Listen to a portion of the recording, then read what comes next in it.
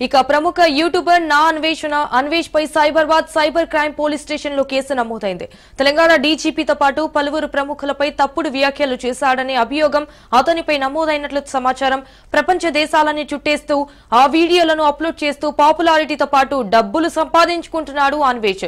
అయితే తాజాగా బెట్టింగ్ యాప్ల ప్రచారం పేరుతో Telangana DGP Jitender, metro MD NVS Reddy, IAS అధికారులు శాంతి కుమారి, దాన కిషోర్, వికాస్ రాజు తదితరులు 300 కోట్లు కొట్టేశారంటూ కూడా ఓ వీడియో ద్వారా అతను వ్యాఖ్యలు చేశారట. రైట్, ఇదే విషయానికి సంబంధించి మరిన్ని డీటెయిల్స్ మా ప్రతినిధి రత్నకుమార్ లైవ్ లో అందిస్తారు. రత్నకుమార్, చెప్పండి, దీనికి సంబంధించిన అప్డేట్స్ ఏంటి? ప్రపంచ యాత్రికుడు అన్వేష్ పైన సైబర్ క్రైమ్ పోలీసులు కేసు నమోదు చేశారు. తెలంగాణ డీజీపీ జితేందర్తో పాటు పలువురు ప్రముఖులు బెట్టింగ్ కు పాల్పడ్డారన్నటువంటి నిరాధారమైనటువంటి ఆరోపణలు చేశాడన్న కారణంతో కానిస్టేబుల్ నవీన్ ఇచ్చినటువంటి ఫిర్యాదు మేరకు సైబర్ క్రైమ్ పోలీసులు పలు సెక్షన్ల కింద అతని మీద కేసులు నమోదు చేయడం జరిగింది. ముఖ్యంగా ఇందులో 352, 353, 1/B, 353, 353(2) ఇలా బిఎన్ఎస్ యాక్ట్ ప్రకారం పలు సెక్షన్ల కింద కూడా ఆ కేసులు నమోదు చేశారు. ఇక ఇన్సిడెంట్ కు సంబంధించి వాస్తవానికి గత కొద్ది రోజులుగా కూడా అన్వేష్ బెట్టింగ్ యాప్స్ ను ప్రమోట్ చేస్తున్న వారికి వ్యతిరేకంగా అనేక వీడియోలను కూడా చేయటం జరిగింది. ముఖ్యంగా బెట్టింగ్ అనేది చాలా ఇబ్బందికరంగా మారింది.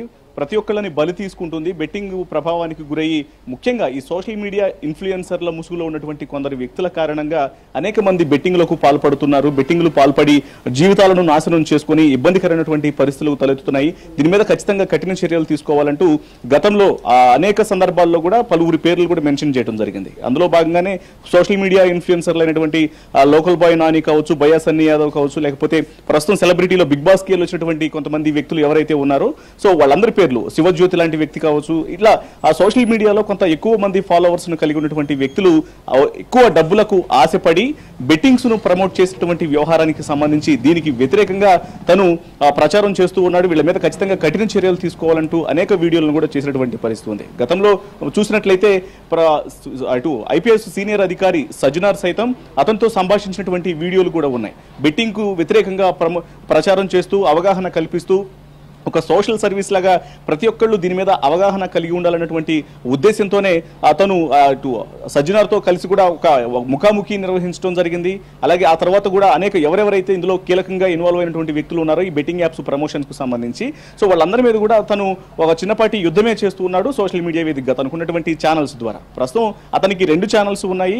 ఒకటి తను ప్రపంచ యాత్ర చేస్తూ ఉంటాడు కాబట్టి వాటన్నింటిని కూడా చూపించినటువంటి నా అన్వేషణ అనే పేరుతో ఒక ఛానల్ ఉంటుంది.